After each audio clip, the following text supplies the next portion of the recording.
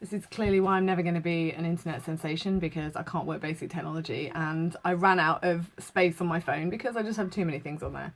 So I just got to the last paragraph in chapter 6, and basically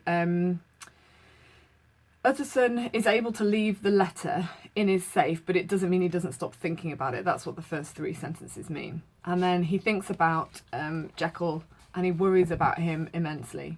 So I'm just going to go from, I can't remember where I got up to.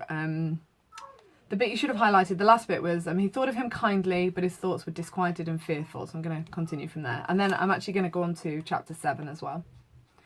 He went to call indeed, but he was perhaps relieved to be denied admittance. Perhaps in his heart he preferred to speak with Paul upon the doorstep and surrounded by the air and sounds of the open city, rather than to be admitted into that house of voluntary bondage, and to sit and speak with its inscrutable recluse. Paul had indeed no very pleasant news to communicate. The doctor, it appeared, now more than ever confined himself to the cabinet over the laboratory, where he would sometimes even sleep. He was out of spirits. He had grown very silent. He did not read. It seemed as if he had something on his mind. Utterson became so used to the unvarying character of these reports that he fell off little by little in the frequency of his visits. So even Utterson stops going around as often because it's just the same news every single day. So I'm actually going to go on to chapter 7 now. I'm going to probably have to break this into 2, I think, because it's... Oh, actually, maybe I won't. We'll see. So this is Incident at the Window. And actually, I think they've used a bit from here in one of the exam questions. I can't remember which year it was, but they've used a bit from here as a starting point for the extract. It chanced on Sunday, when Mr. Utterson was on his usual walk with Mr. Enfield, that their way lay once again through the by-street, and that when they came in front of the door, both stopped to gaze on it. Well, said Enfield, that story's at an end at least. We shall never see more of Mr. Hyde. I hope not, said Utterson. Did I ever tell you that I once saw him and shared your feeling of repulsion, which I have highlighted? It was impossible to do the one without the other, returned Enfield. And by the way, what an ass you must have thought me not to know that this was a back way to Dr. Jekyll's. It was partly your own fault that I found it out even when I did. So you found it out, did you? Said Utterson. But if that be so, we may step into the court and take a look at the windows. To tell you the truth, I am uneasy about poor Jekyll, and even outside, I feel as if the presence of a friend might do him good.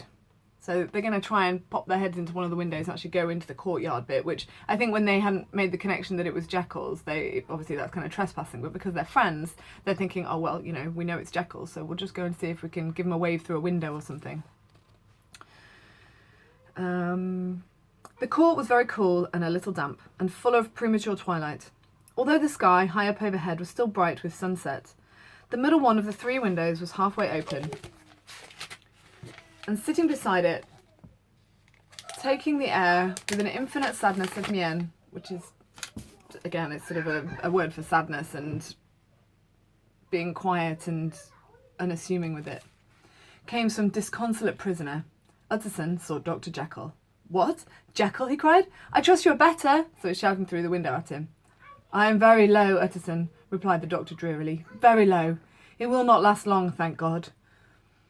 You stay too much indoors, said the lawyer. You should be out, whipping up the circulation like Mr. Enfield and me. This is my cousin, Mr. Enfield, Dr. Jekyll. Come now, get your hat and take a quick turn with us. That means come for a walk with us. You are very good, sighed the other.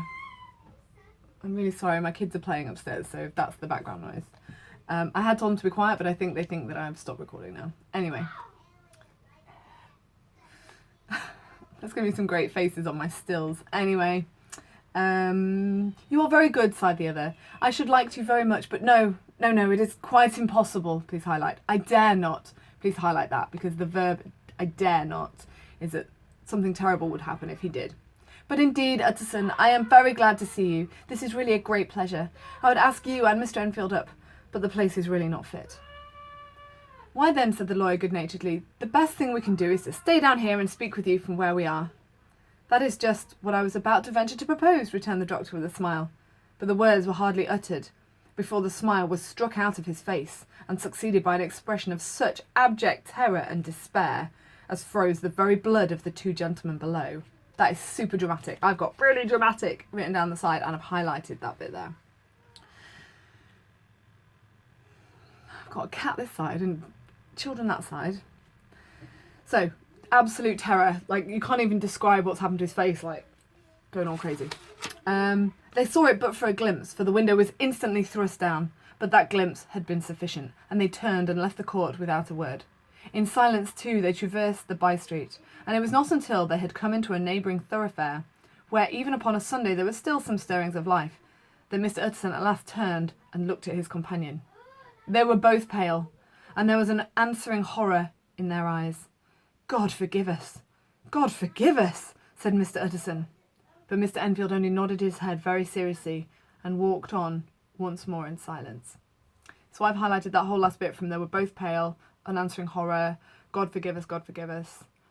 So whatever it is that they've just seen is so shocking, they can't even deal with it. They're just not going to talk about it. That's a very Victorian way of dealing with things.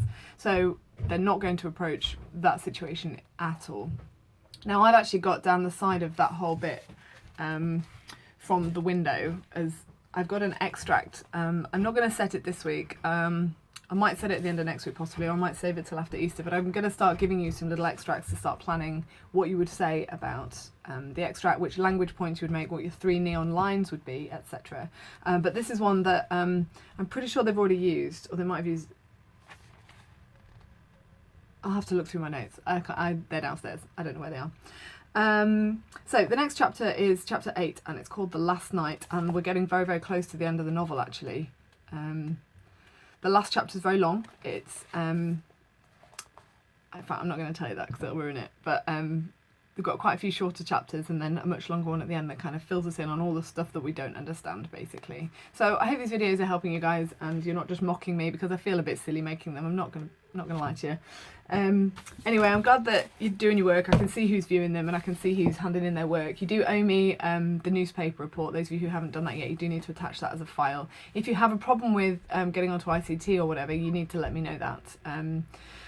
So you can use the VLE to message me on there if you're having an issue with uploading the file. It should be self-explanatory because I've put it so that you can't actually say that it's completed until you've uploaded a file. And thank you very much to those of you who've already done it.